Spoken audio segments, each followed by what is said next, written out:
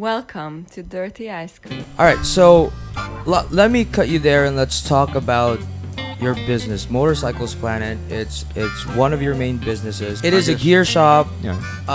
You're concentrated on legit apparel, helmets, and other motorcycle gears, and even how do you say it, like tires. For somebody who like kind of makes his business his passion his business, is that like a leap for you to like decide on that, or is it like, okay, I'm gonna do this because this is something that I'm most interested in? Before I did the Motorcycle Planet, because I brought that name over from abroad. What do you mean? There's a business abroad which is called Motorcycles Planet. Also, that is also mine.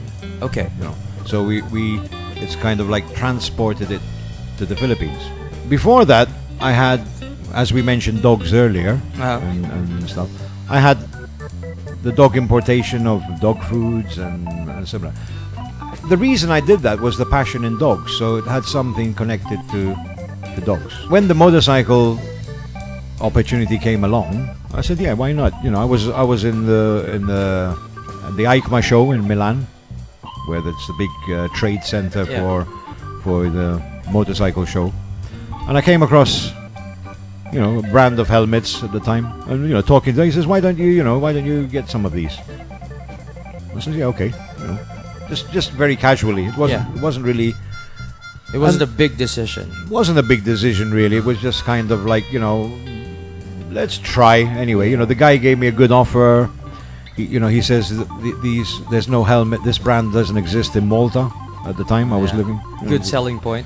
He said, I says, yeah, but you know, I don't really know much. He says, don't worry, you know, come to the factory. We'll show you how things are done, and you know, and what you need to know about helmets. And what was the brand?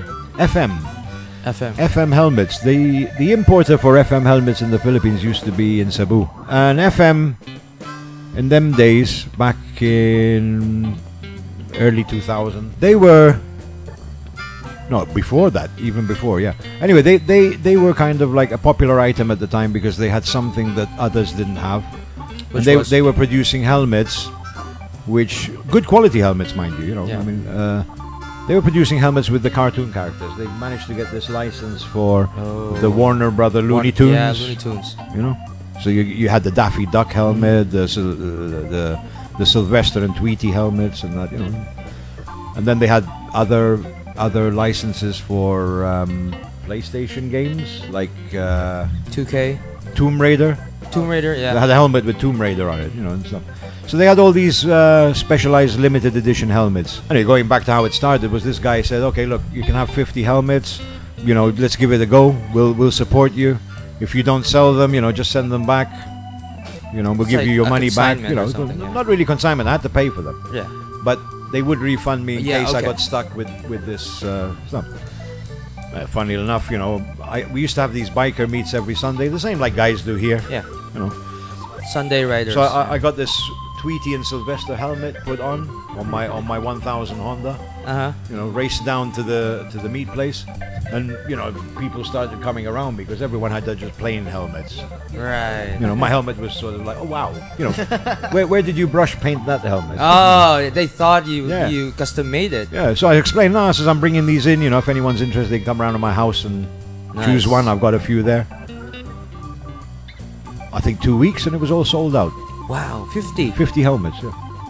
All with these cartoon characters, you know. And as it went on, more people were looking for them, you know. And that's how it started. Then I started, you know, boots and jackets. Yeah. Well, think about it. About 20 years ago, those helmets were like 20,000 a piece. Shit. Yeah. So that's turned pretty cute for 20K. So anyway, yeah, I was the first helmet shop here in Jensan, actually. Were you? Yeah, there was no one selling helmets here when I started. Oh shit. 13 years ago, my competition was Gaisano.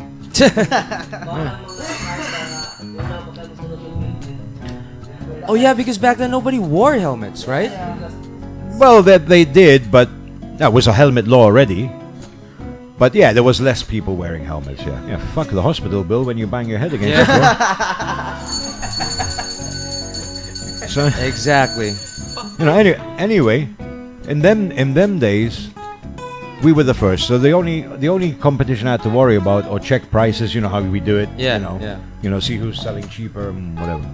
Was Gaisano. So I used to go down to Gaisano, you know, once a week, check out what his prices are. His guys used to come, you know, they're in the uniform, but they're wearing long sleeve tracksuit up to here. You know, they come in. You know, you can recognize them. Yeah. And yeah, it was fun. You know, and then obviously, I mean, hey, it's like competition is always healthy, as they say.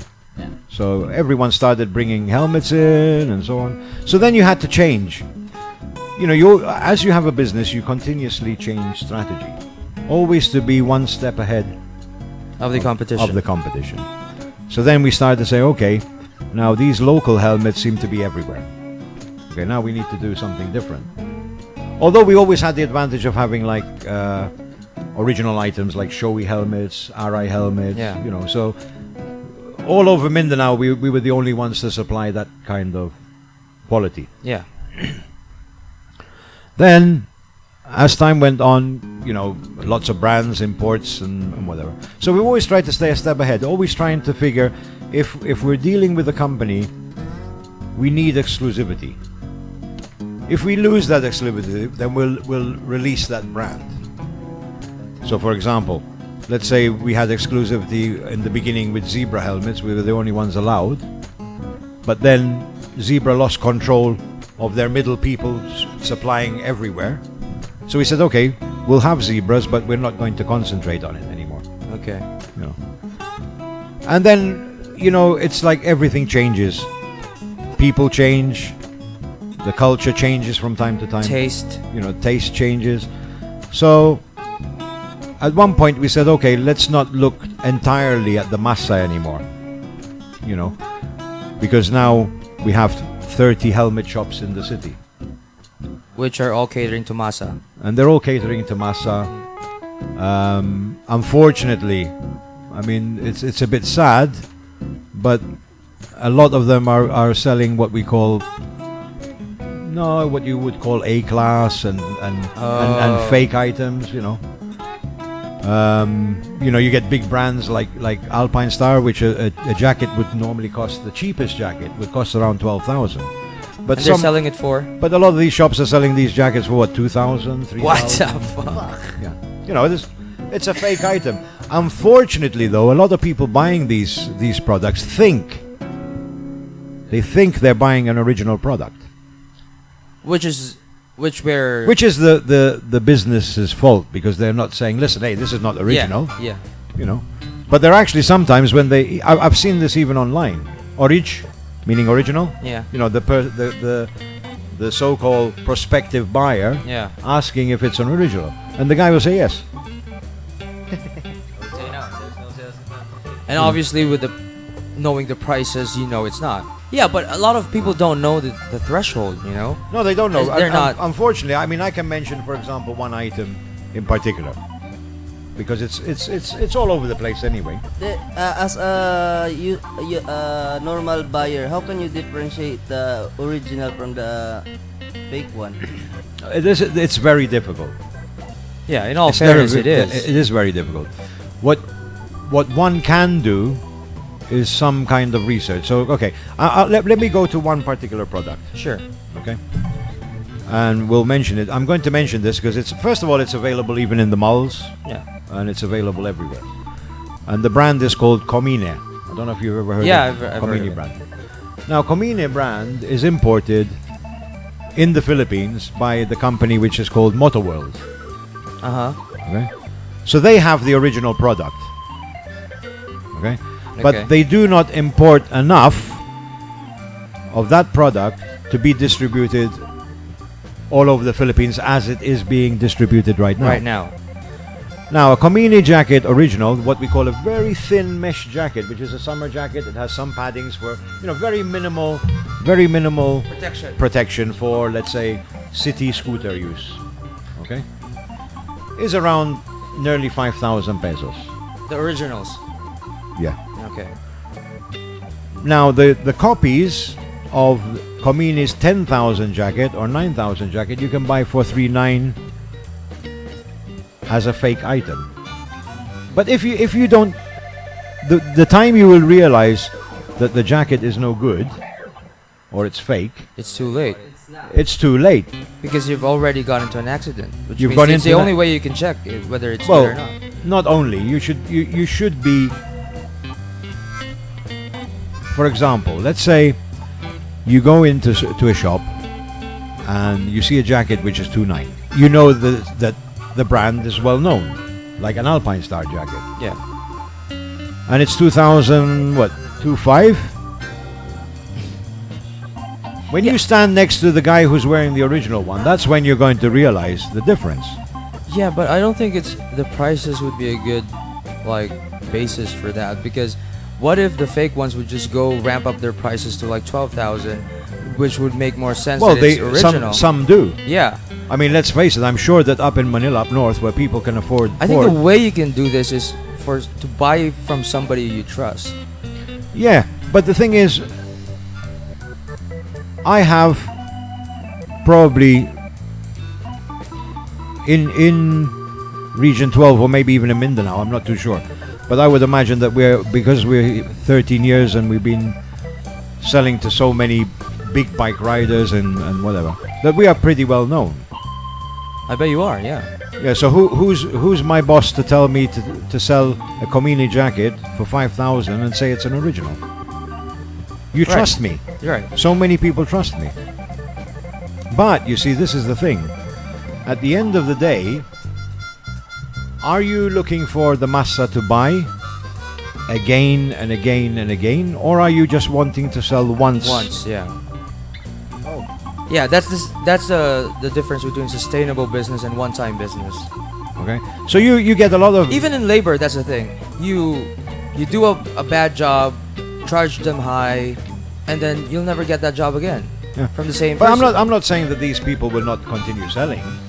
They'll continue selling because they'll just move from one product to the other, because our problem in the Philippines is affordability most of the time. Yeah, because of We're not concerned about our safety. Unfortunately, that is kind of apparent. And in one way or another, it comes into the fact that it's a hot country, and sometimes you can't wear all that gear. Yeah. It's a bit of a problem. But on the other hand, it is changing. I mean, like over 13 years, I've seen this changing. Every year it changes and it gets better, actually.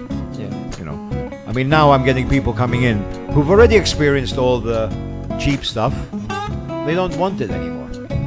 They actually want something that is really internationally known, branded, quality, something that maybe even has warranty, Yeah. So because they've already had their cheap Chinese helmet or cheap Indonesian helmet, they've already had their fake jacket. They don't want it anymore. Yeah. They've changed.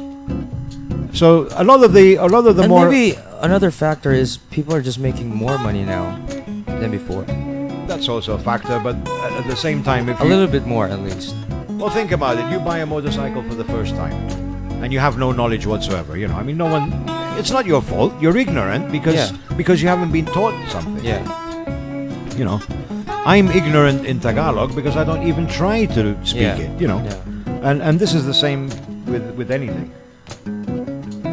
If you go into a helmet shop, you're buying a helmet because the law tells you to buy a helmet, and because if you fall off your bike, you bang your head. Yeah. You don't scratch your head. I mean, that's what most people would think. Yeah. They're not thinking, hey, this helmet isn't, the material is nylon, it's not plastic, or it's polycarbonate, it's not plastic, or fiber and not plastic. They're not thinking of all this. They don't know that there's about 15 different compounds of That they could choose materials from. used Yeah. to make a helmet, and each helmet in its particular compound is meant for a particular style of riding. Yeah. So I remember this protest you guys